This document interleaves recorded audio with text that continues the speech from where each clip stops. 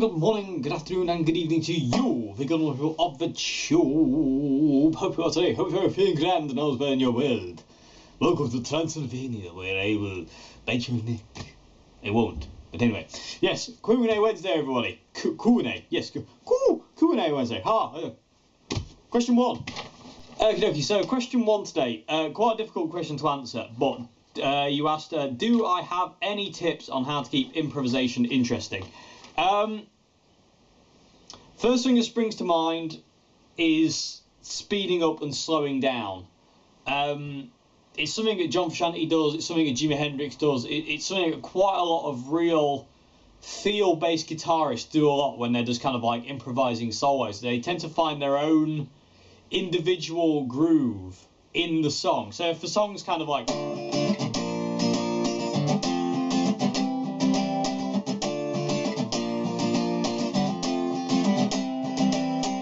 they'll they can kind of like stretch time and kind of do different things. So they might start in time by saying like going,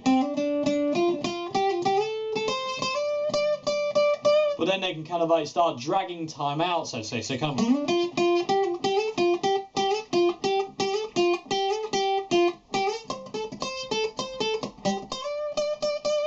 or speeding up, or just kind of like,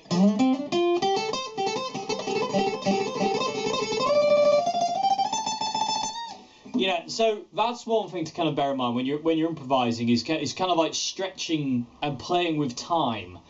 It's a funny thing. It's like improvisation and guitar solos. You can kind of almost bend the song. It's time through your guitar solo, like by slowing up and slowing down and speeding up. Yeah, that's a fun thing to get into, of that whole, especially the slowing down thing.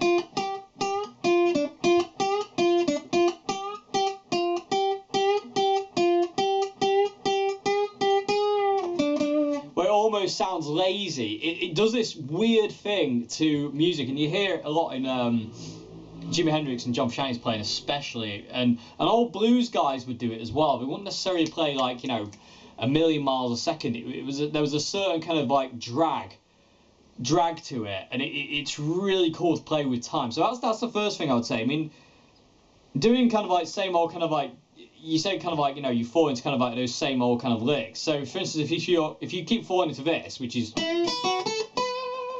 which is a kind of like a generic kind of blues lick, if you will. If you keep falling into kind of like same licks like that and you keep playing that over and over again, drag it out.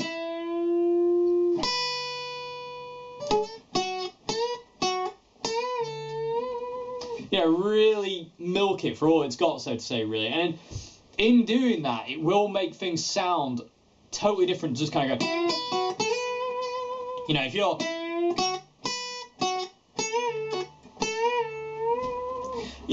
it does this weird kind of tension and release thing when you do this kind of speeding up and slowing down thing. And again, that's what music is really all about, is tension and release. It's really important, that, and dynamics as well. So that's one thing I can kind of recommend, is to keep things interesting. Another thing is to play kind of up and down the neck, not necessarily in a box. So, for instance, if you're on like B minor, and you got your B minor pentatonic there, instead of kind of like just kind of,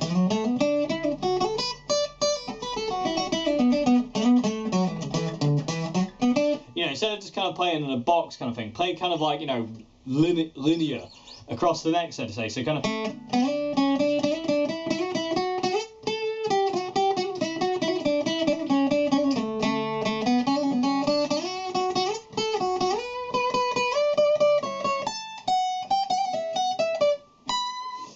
it just makes things a little bit more melodic, and you can also kind of incorporate that slowing down, speeding up thing into that. So you kind of go.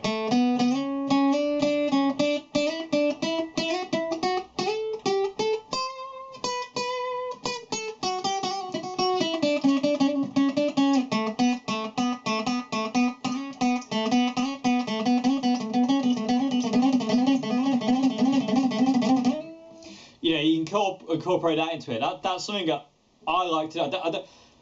Sticking to a pentatonic box is cool. There's nothing wrong with that at all. But it is fun to kind of like break out of that and play up and down the neck, because it conjures up different feelings and all sorts of different kind of tones. So, and I'm sure there's like a million other things you can kind of do to kind of like finding your own licks is another thing. Finding your own kind of like, you know, note choices. If you kind of like just take your, like, say, B minor pentatonic, you know, find your own kind of like little kind of licks in there. So, for instance, like something like a zigzag, or, you know, just missing strings.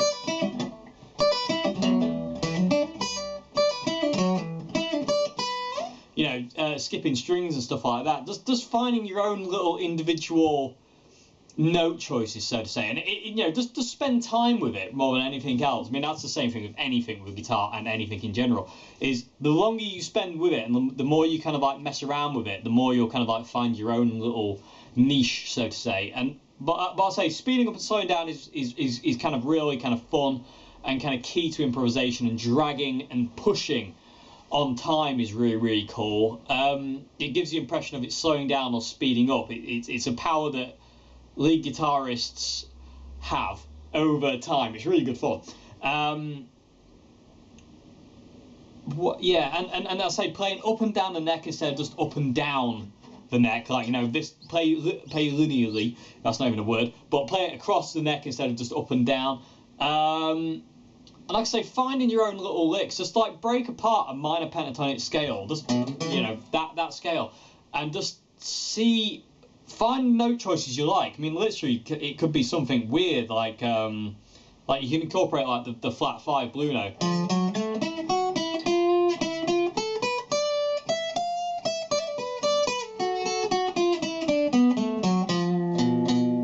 You know, it could be anything like that. That sounds quite odd, but you know, if you like the sound of it, then you know that's all that matters, really. So, and also kind of like more melodic kind of things, you can kind of.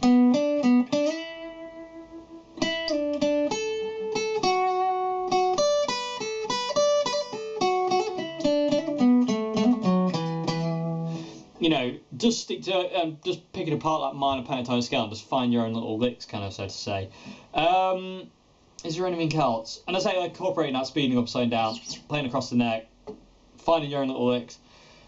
That's all I can think of about it at this point in time. You also asked, when I'm improvising, am I going by feel, or am I aiming for specific notes, or am I thinking about the chords to solo over? Usually when I improvise, it normally kind of goes like this. I normally think about what chords I'm playing over first, to find the key. But after that, I just go by feel and how the song makes me feel. I don't actually think. The thought process for me of improvisation is literally find what key it is, and then just play. From you know, with a kind of like an emphasis on starting on the minor. So if a song's in B minor, I'll play B minor pentatonic to start with, and then work from there, depending on how I feel. And if I want to start low, I'll start low. If I want to start high, I'll start high. But I don't really think about it a great deal. Normally find that if I overthink things, I hate what comes out, and I don't like what I'm playing. So when I play, I don't tend to think other than trying to figure out what key I'm in to start with, and then just start with the minor pentatonic from there, and that's it. That's about as far as my brain goes on that. I used to analyse things a lot more, but not so much anymore. I got very tired of doing that. So I just find out what key I'm in, find a minor pentatonic to that key, and then just kind of go how I feel. And what does the song make me feel? Does the song make me feel this or that or the other? You know, does it make me feel sad, happy? And just try and convey that in the solo. Because that's always important, I think, in improvisation, is to convey the feel of the song and how it's making you feel and how you feel at that specific point in time. So yeah, anyway, I hope that's answered your question a bit anyway, but I'll say, you know, that's a couple of things to kind of keep improv interesting, is like slowing up, speeding down, playing across the neck, finding your own little licks and stuff like that, and just spending time with the guitar and finding what you like and don't like, so to say. Okay, so I hope that's answered your question. Moving on to question 2 now. Okay, so question 2 today is: are you going to go and see Pearl Jam? They've just released their tour dates. I don't know. Probably not. I saw Pearl Jam live 2009. 2009? 2008? 2009, I think it was. I saw him live in Manchester at the MEN Arena, and it was amazing. But I wanted to go and see him a couple of years ago, but the tickets were just way out of my price range. They were just the tickets were just way too expensive, so I couldn't afford to go and see them. So, depending on where they're playing in the UK and depending on what the ticket prices are, I don't know. It would be cool to go and see them again, but it depends on how much it costs and how far away it is and how much it's going to cost to get there and all sorts of other stuff. But I would like to see Pearl Jam again.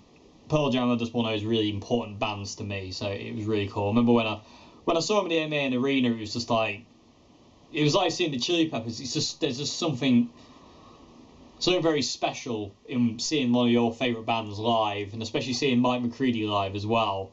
I mean, I was right at the back of the stadium. There were like dots in the distance. Luckily they had big screens, but which they don't normally have. But yeah, seeing and hearing him play like a solo to Black live, and like the Daughter solo and a live. It was very, very awesome, very awesome. So no, never know. Well, we will see. We will see. So I hope that's answered your question. Moving on to question 3 now. Okay, so question 3. And do I have any tips on playing with a slide? I get a lot of unwanted noise. Any songs you can recommend that incorporate slide? Yes. Tips on slide. I actually learned to play slide with the guitar on my lap, like this. So I would learn to play. I would actually learn to play slide like.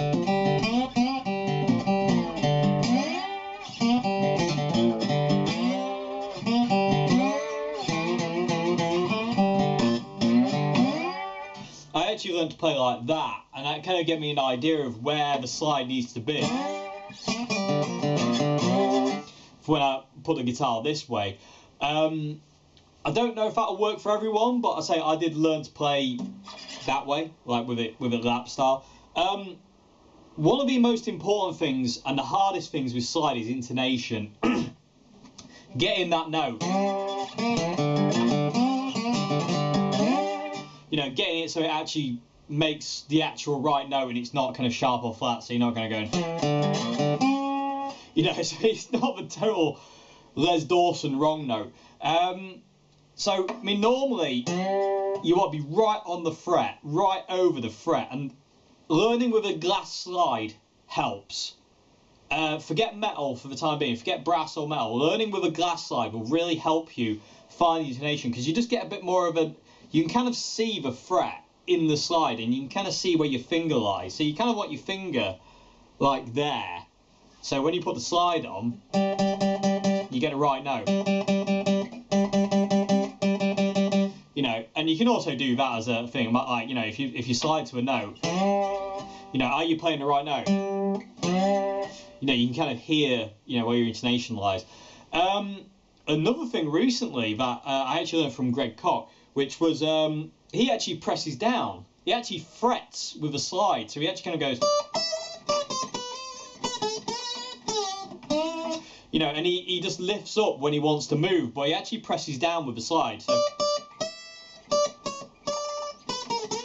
you know, I can't do that. It's a bit weird. It's a technique I'm gonna learn though, because I really like the idea of it. But he actually frets with the slide.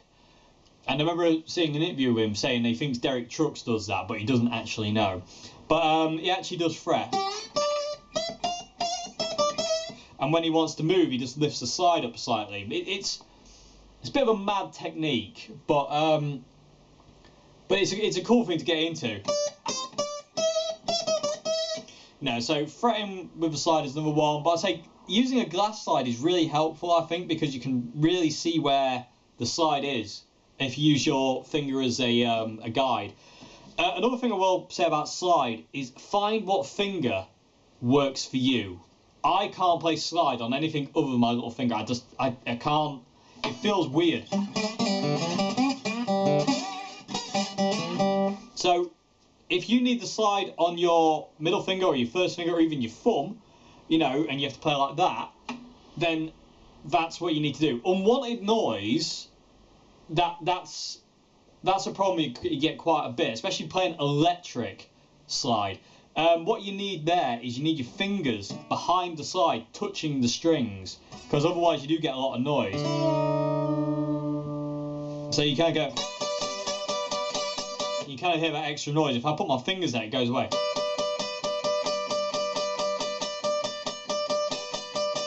So you always really want your fingers behind the slide. Sometimes when you're up high register, it's not possible, but you kind of really want your fingers on the strings behind the slide, so it makes it a bit more of a crisper, cleaner kind of sound.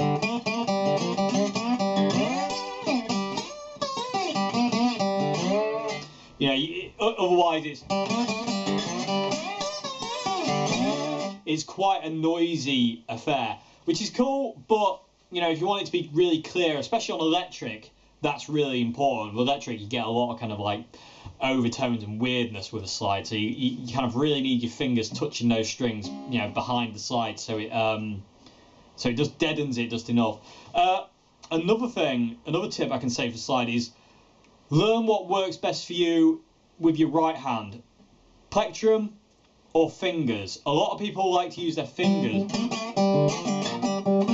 because you get a lot more kind of control over the strings, and you kind of you can kill them a lot easier. I can't use my fingers to play. I have to use a plectrum, and I've kind of developed this technique where the outside of my thumb will kill strings I don't want, and also my middle finger on my right hand will actually kill strings as well. It'll actually get in the way and touch strings. I can't think about doing it anymore, but yeah, I mean that's a couple of tips I can think of for slide playing. Like I say, it's really important to have your fingers behind.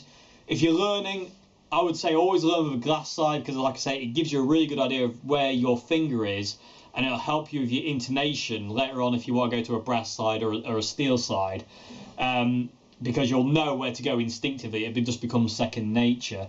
Yeah, and finding what finger works best. What finger is most comfortable? I mean, a lot of people have it on their ring finger, a lot of people have it on a little finger, but if it works best for you on your middle finger, like that, then do that. Just, you know, just experiment and see which one works best for you. Like I say, if it has to go on your thumb and you have to play over the top like that, you know, and put two fingers in, you know, that kind of thing. If that works for you, then that works for you. You know, you have to kind of like find your own way with slide. It's a very individual, personal thing. And I say another thing is that to fret. You know, you get a lot of more kind of clunk off the frets, but that's not really an issue with slide. It sounds nice. It adds to the overall sound. You sound like Robert Johnson or Son House, which is not a bad thing. But yeah, I say fretting, actually pressing the slide onto the fret and actually fretting.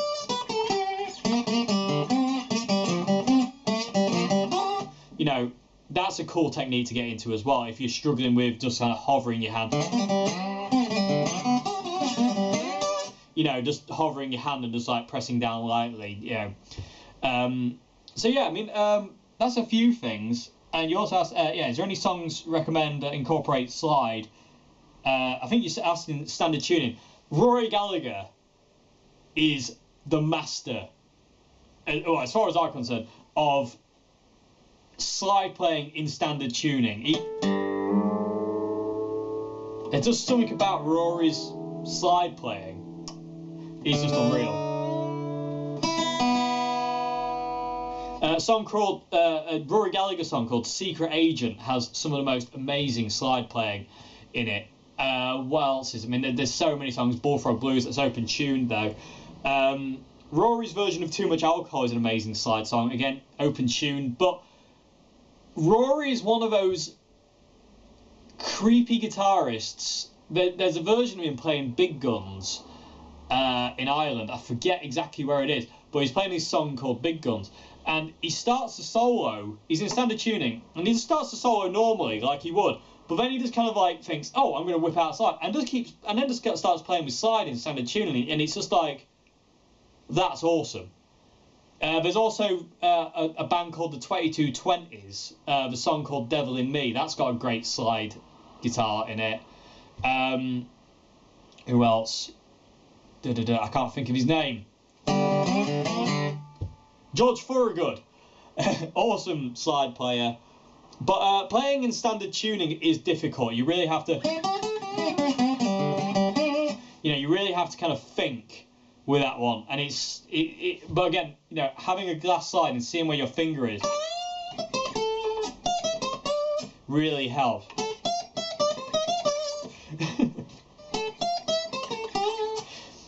That's terrible. But anyway, yeah, I hope that's answered your question anyway. But like I say, fretting with the slide is a good thing. Putting your fingers behind, learning what works here. Does it work better? Do you play slide better with your fingers or with a plectrum? Do you work better with hybrid picking it? But like I say, I would recommend highly learning with a glass slide.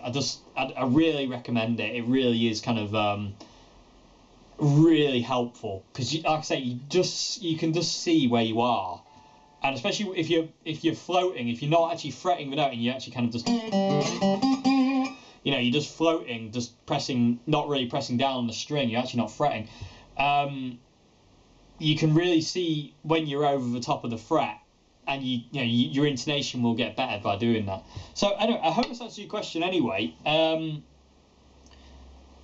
Yeah, and as I say, again, like I said with the first question with the improvisation thing, it's just a case of just taking your time and just spending a lot of time doing it, and trying not to get too annoyed when it doesn't happen kind of straight away, so to say, because it does take. Slide is one of the hardest things to learn to play. I really think it is one of the hardest things to learn to play and do well. Slide is really difficult for that. But anyway, I hope that's answered your question. I'm going to move on to question 4 now. Okay, so question 4 today. Do you think it was selfish of John Frusciante to leave the Chili Peppers after Stadium Arcadium? No, not in the least, actually. The thing about John is, John's got that kind of weird musical genius kind of thing about him. So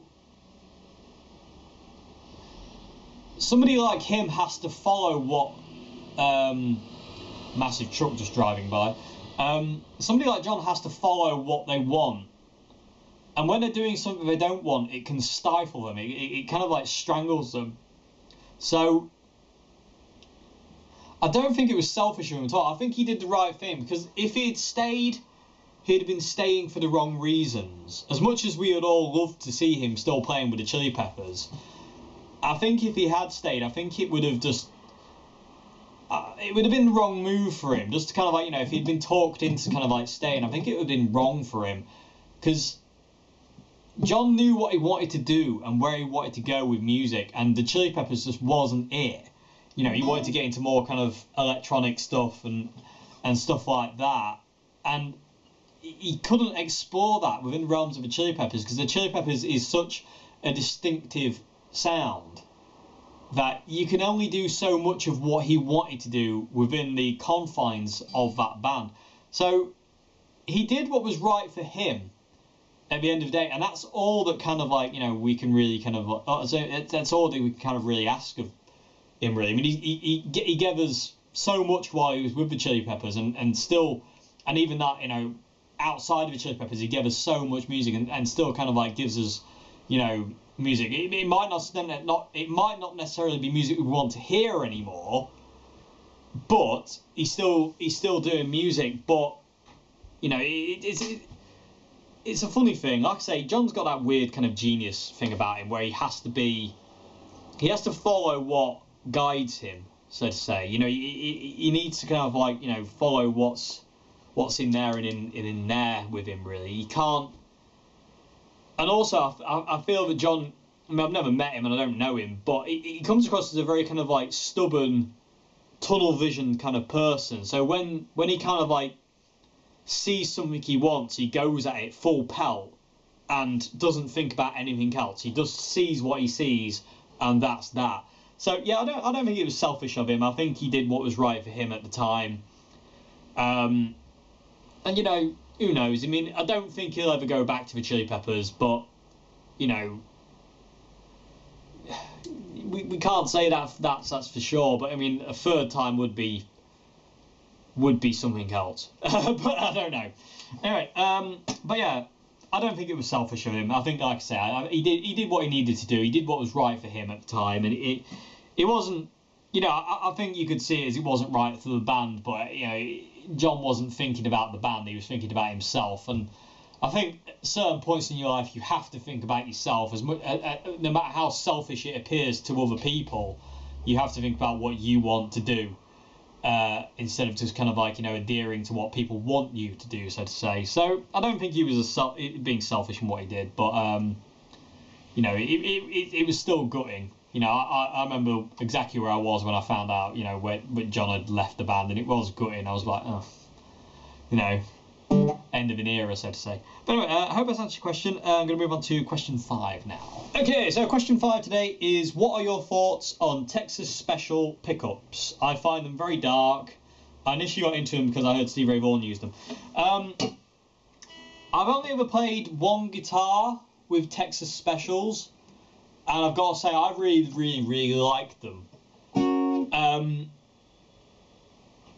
As far as the darkness you're saying, I didn't experience the ones I played. I didn't experience them being really dark or anything like that. They just sounded.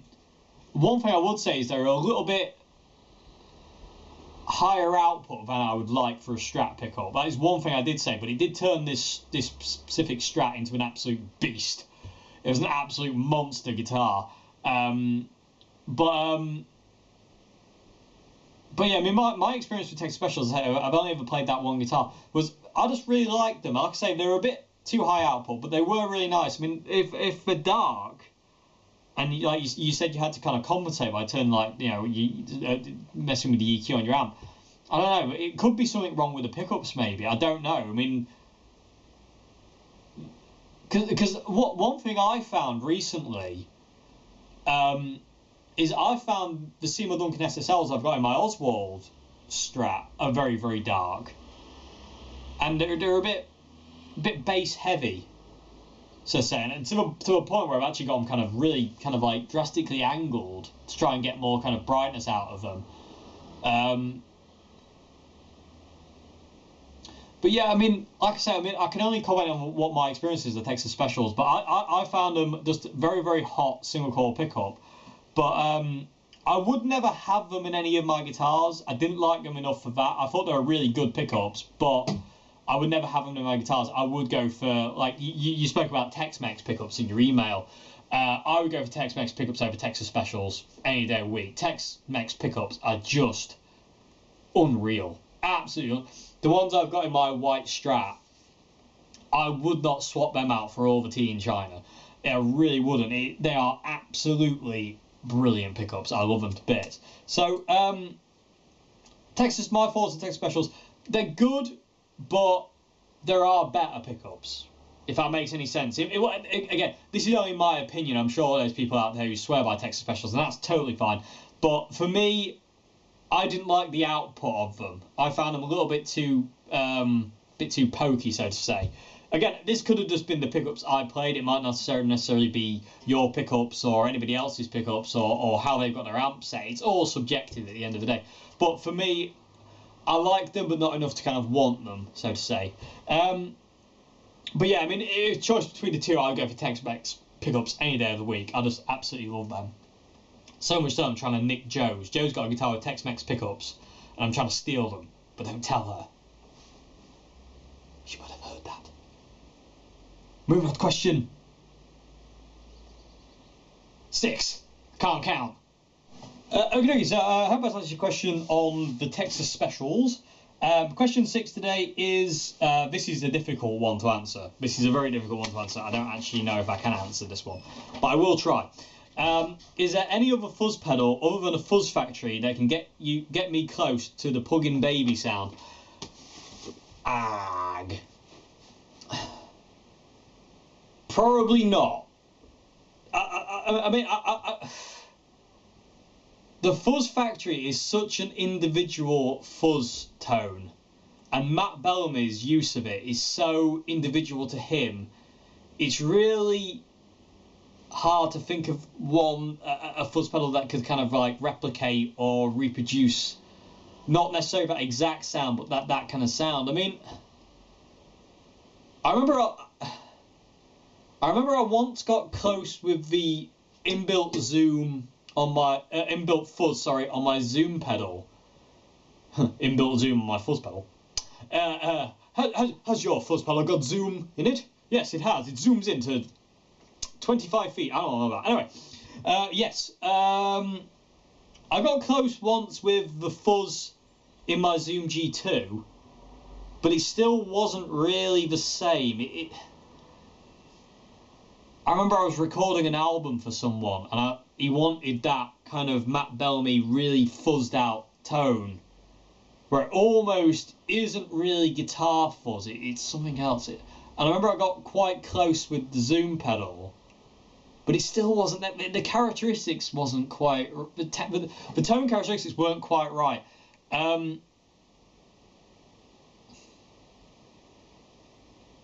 There's a Dan Electro fuzz pedal called the Cool Cat.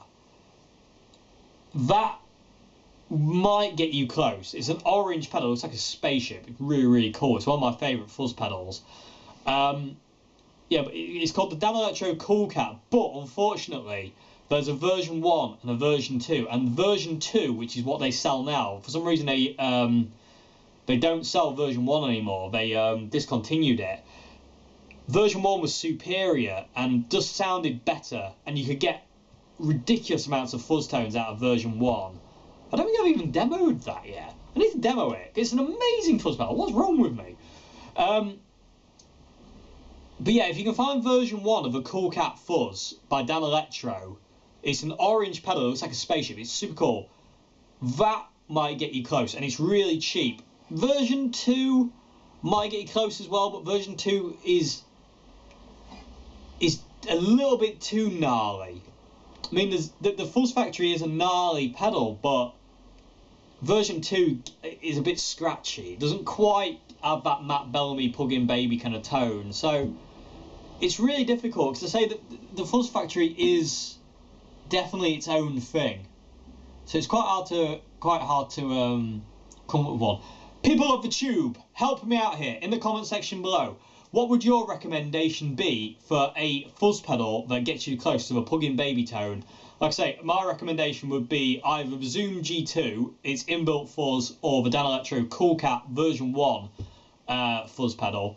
What would your recommendations be, people of the tube, in the comment section below? You also asked, how do I feel about P90s? I love P90s. Love, love, love, love P90 pickups. There's just something very special about P90 pickups, and there's a quack and a honk that I absolutely adore. And some of the best P90s I've played have this certain nasal quality. It's like somebody's got hold of a nose, and this is how they sound. There's a certain quality in certain P90s that have that I absolutely adore. They almost sound like I say, like nasally, and I absolutely adore them to bits. I do love P90s. I think I prefer P90s to humbuckers. That's a controversial thing to say, I'm sure, but I think I do. I think being more of a single coil kind of lover of single coil sounds, the P90s appeal to me more than humbuckers do. So yeah, I love P90s. Certain guitars P90s are just amazing. I remember I tried a Strat once with 2 P90s, and it was amazing. And I wish I had bought it, and I didn't. And I missed out on that, and that was a bit silly. It was just somebody's hybrid they had just done, and it had 2 Gibson P90s in a Strat, and it was just awesome. Oh, it guts me to fit. Oh, absolutely gutted I missed out on that. Actually, that was years ago. It was when I worked at Old Hat. That was. Oh, that's opened an old wound. Anyway, but yeah, I do love P90s. But yeah, I hope that's answered your question anyway. Like I say, people of the tube, what would your recommendation be for a fuzz pedal to get close to the plug-in baby sound? you know, because it is a gnarly fuzz sound, but it's got a very distinct characteristic, and Matt Bellamy's fuzz tone is very, very, very distinctive. It's very distinctive to him, and also that kind of weird stuff he does with it is really cool. And it's inbuilt into his Mansons, isn't it? Which is really cool. I love the idea. Of I like Matt Bellamy's guitars, where he's got like an inbuilt sustainer, an inbuilt fuzz factory, and I don't know what else he's got inbuilt into that thing, but he's mad, and I love him for that. He's great. I love Matt Bellamy. Okay, so yeah. Anyway, I hope that's answered your questions okay today. Yeah, and I'll see you again very soon for another video. See you on Friday. I'm going to do a how many tones can you get out of one amp on Friday, everybody. So I'm not going to tell you who it is yet. You'll have to wait till Friday, because I'm evil. Now I must go and plot everybody's demise.